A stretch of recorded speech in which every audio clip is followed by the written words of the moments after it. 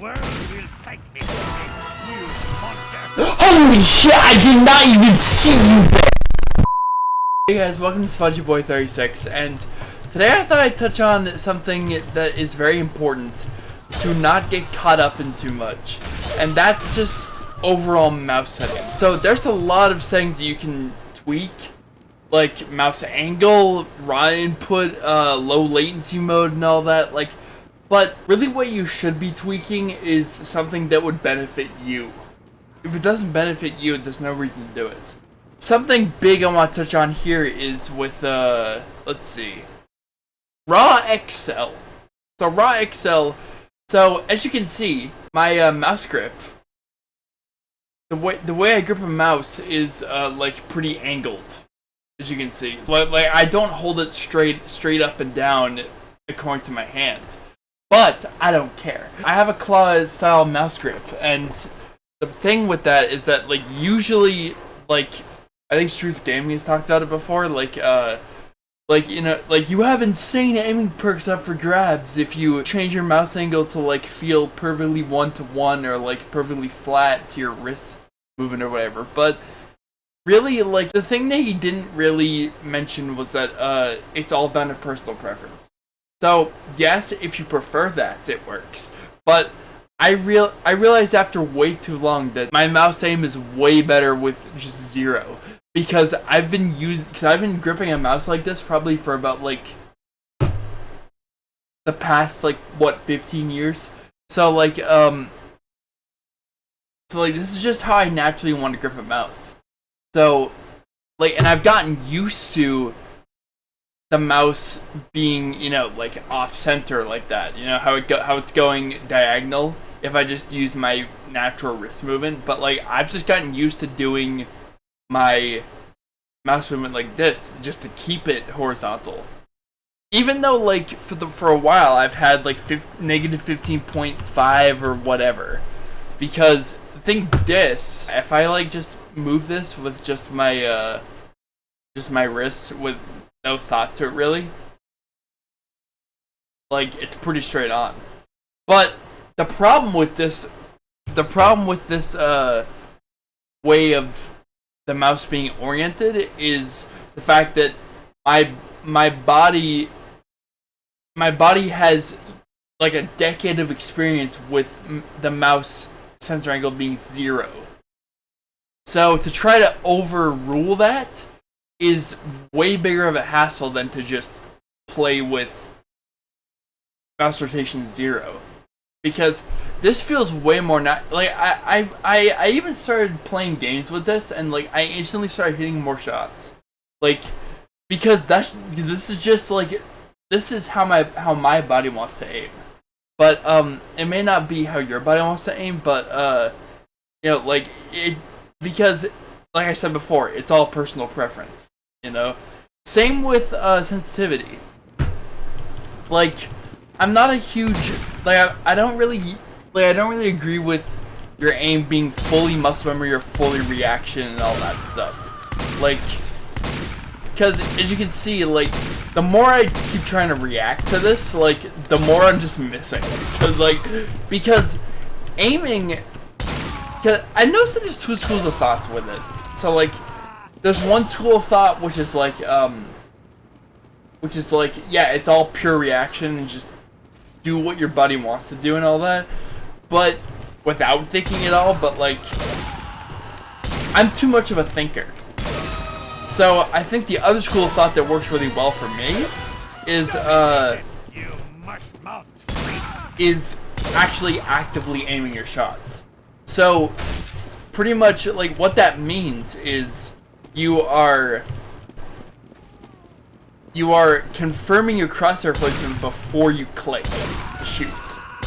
So, because if you just react, sure, I can maybe hit shots like this, but it's not as certain as just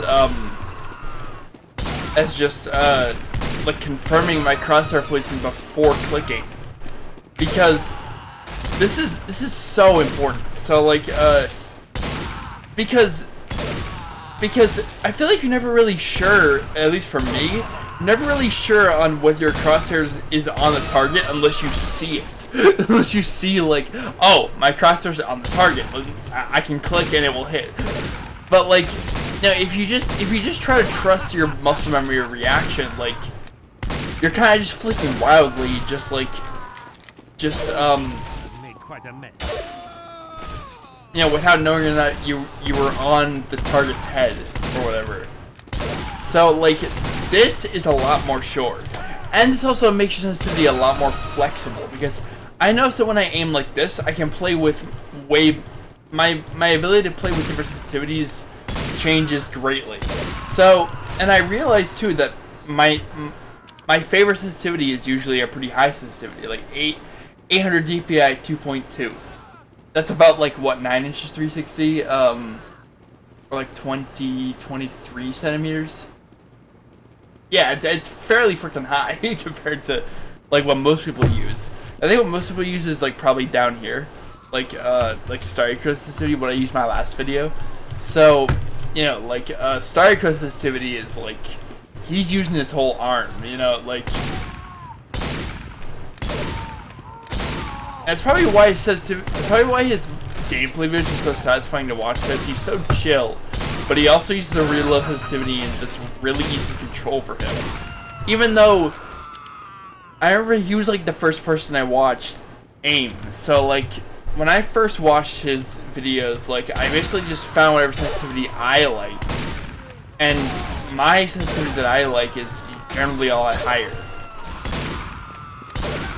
You know, like because I wonder if just like watching his slow and controlled kind of movements with a low sensitivity just made me kind of go like, oh, like I actually like slow and controlled mouse movements. But generally, if you like those kind of mouse movements, you generally want a higher sensitivity, and that's exactly what I like. So, you know, just.